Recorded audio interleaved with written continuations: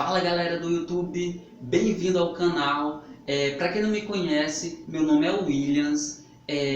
Eu também tenho um outro canal, que é um canal onde eu trabalho mais a parte, começar a trabalhar mais a parte de desenho e animação. Vou deixar até o link aqui para você se você gosta desse assunto também. Mas nesse canal aqui o foco é ciência e um pouquinho de filosofia, tá bom? Nesse vídeo eu vou falar sobre um conteúdo que eu acho interessante, não sei se vocês conhecem, que é o princípio antrópico participativo. Eu vou deixar um link aqui na descrição, onde eu falei sobre o princípio antrópico, né? Eu apresentei uma introdução do princípio antrópico, as vertentes, o princípio antrópico cosmológico fraco, o princípio antrópico cosmológico forte e assim por diante. Então, se você ainda não sabe o que é princípio antrópico, acesse o link e veja esse vídeo introdutório, para então você voltar aqui e assistir sobre o princípio antrópico participativo. Então, o que é o princípio antrópico participativo?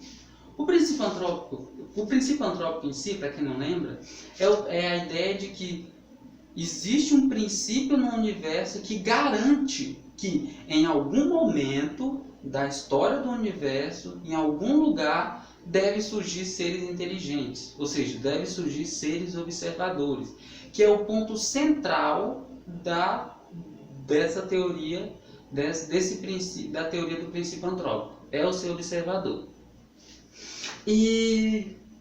Mas nas outras versões do princípio antrópico ainda utilizava-se aquela noção antiga, ou aquela noção de que houve um momento no tempo em que surgiu o universo, né? Depois o universo foi se reajustando de alguma forma, até, né, por meio de reações quimiofísicas, a evolução, a formação dos materiais nas estrelas, até chegar ao ponto, né, que surgiu a vida. Então a evolução da vida deu origem aos seres inteligentes.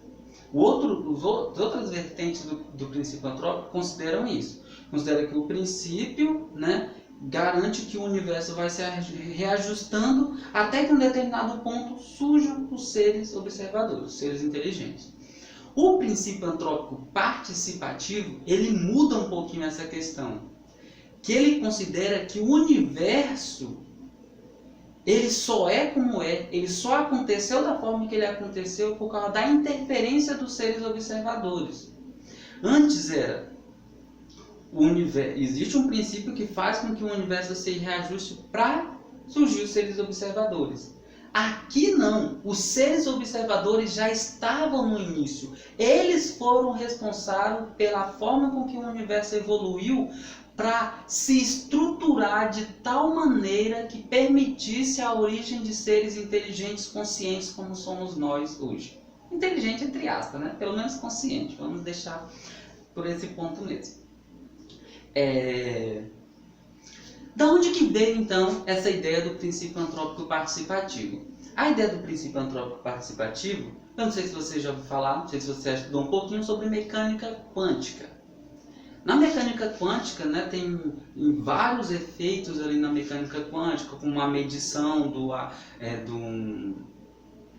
a medição de uma partícula, né, da carga de uma partícula, um elétron, a posição de um elétron, onde ele vai estar. Todas essas questões dependem de um ser observador. Significa mais ou menos assim. Para você ter uma noção legal, eu aconselho você depois assistir algum vídeo sobre o gato de Schrödinger, que fala um pouco sobre essa noção da mecânica quântica, né? A parte da mecânica quântica está entrelaçada com o princípio antrópico participativo, certo? Dessa questão da mecânica quântica, que é o ser observador altera o estado ou o local das partículas conforme ele observa. Isso acontece conforme as expectativas do seu observador. Então, nesse momento surge a questão. Então, quer dizer que o seu observador, que os seres observadores, eles têm o poder de alterar a realidade.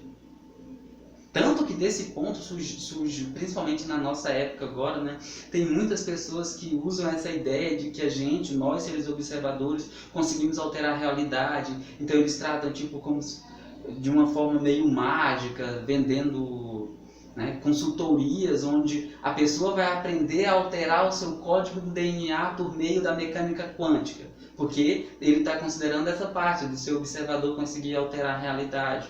Mas o seu observador não altera tanto assim a realidade como essas pessoas descrevem. Porque, antes de tudo, não só é um ser observador que existe no universo. Se a gente fosse considerar só os seres humanos, por exemplo, são 7 bilhões de seres observadores. Beirando 8 bilhões de seres observadores. E todos esses seres observadores, a expectativa de todos esses seres observadores ao mesmo tempo altera o universo. Então não vai ser só a minha vontade, só a expressão da minha vontade, só o meu querer que vai alterar o universo como um todo. Vai ser a somatória de todos os quereres, de todas as vontades de todos os seres. Ou seja, aqui, né, você deseja que aconteça uma determinada coisa, mas isso não vai depender só de você, vai depender, como se fosse para quem entende um pouco de conjunto, né, como se fosse a intersecção de todas as vontades. O universo, os efeitos que acontecem no universo, é então a intersecção de todas as vontades expressas por todos os seres observadores que compõem esse universo. E aqui também, aproveitando essa deixa, aproveitar para um insight, né, uma ideia que é a seguinte: até então, só considera até esse ponto. Os seres observadores, como a gente notou, conseguem alterar a realidade do universo, pelo menos no mundo quântico. Essa é a única observação, não se aprofundou muito, né? A aprofundação maior que tem é o princípio antrópico participativo, essa interpretação diferente. Mas então, como que acontece isso? Né? Como que o ser observador consegue alterar a realidade do universo? Tem as explicações totalmente físicas. Eu vou apresentar aqui uma solução que ainda está no nível tanto físico quanto metafísico, mas eu acredito que futuramente possa ter uma análise parecida com essa, que esteja só no âmbito físico mesmo, só no âmbito real, não no âmbito da interpretação apenas. Que é a seguinte: na minha concepção, eu já tinha falado isso em alguns vídeos, o ser observador, o universo como um todo, ele não é formado de matéria que, interagindo, formam os seres observadores. Eu acredito que o universo ele é composto por seres observadores. O universo como um todo ele é essa intersecção das vontades, da expressão das vontades dos seres observadores.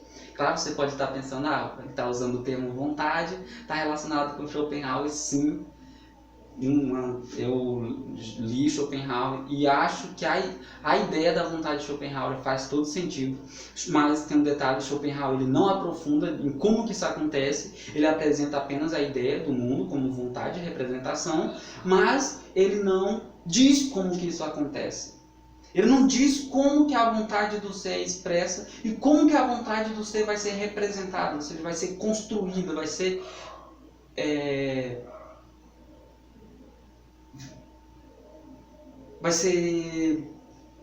posto materialmente aqui, entre aspas, né, nesse universo. Como que a vontade desse ser acontece? Para mim, isso acontece porque o universo em si é formado por seres observadores.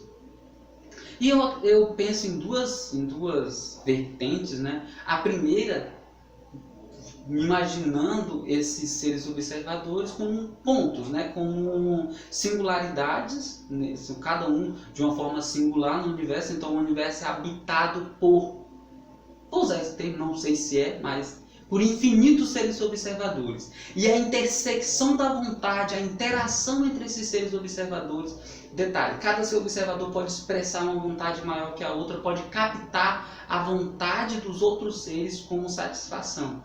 Então, a interação dos seres observadores por meio da expressão de sua vontade gera um conjunto de forças, e a intersecção dessas forças gera essa realidade que a gente vive. É assim que eu acho que... Por isso que nós, seres observadores, conseguimos alterar a realidade. Porque na hora que você expressa a sua vontade, na hora que você expressa a sua expectativa, você joga uma gama de energia na forma de vontade que altera a posição e a realidade dos outros seres com quem você está interagindo naquele momento.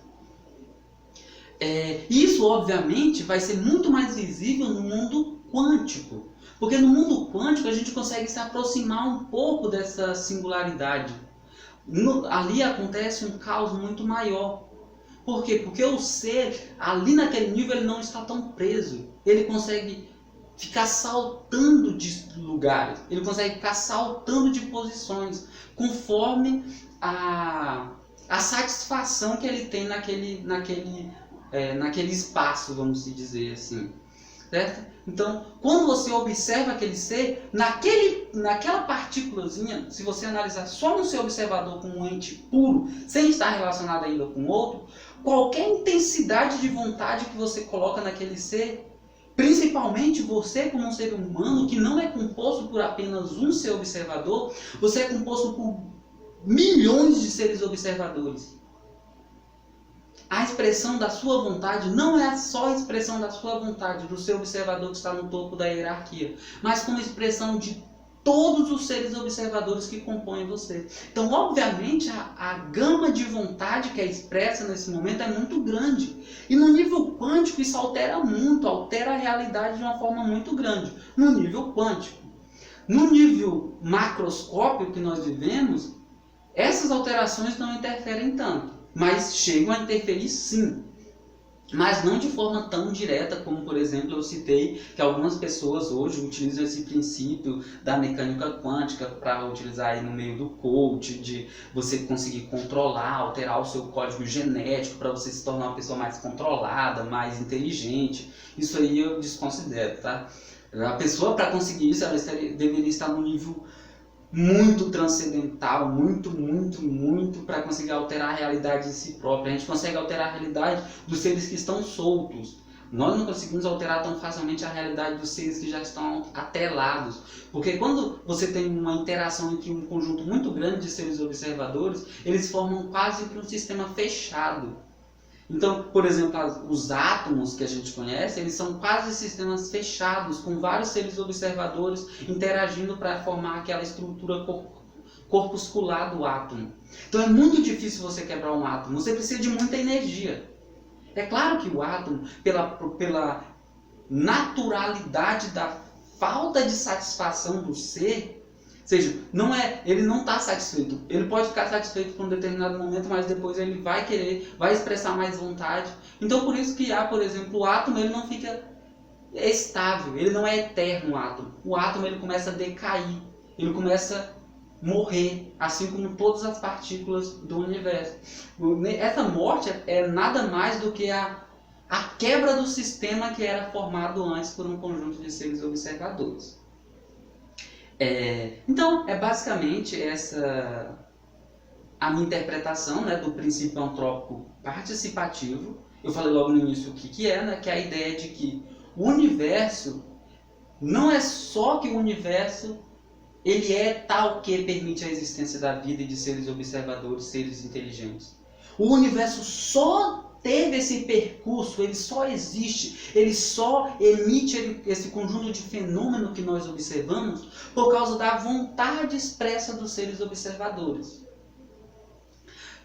Só um adendo aqui para finalizar o vídeo. Parece muito algo metafísico.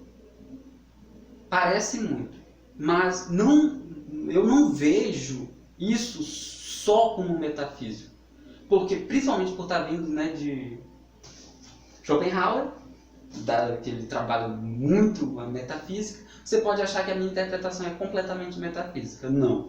Claro que nem tudo aqui eu consigo explicar o porquê, de onde veio, mas essa interpretação de que o universo é o resultado da expressão dos seres observadores, uma forma de intersecção de vontade, eu acredito que isso faz parte da realidade e não apenas de uma interpretação de como é a realidade. Certo? Então, se você gostou desse vídeo, não esquece de deixar o seu joinha,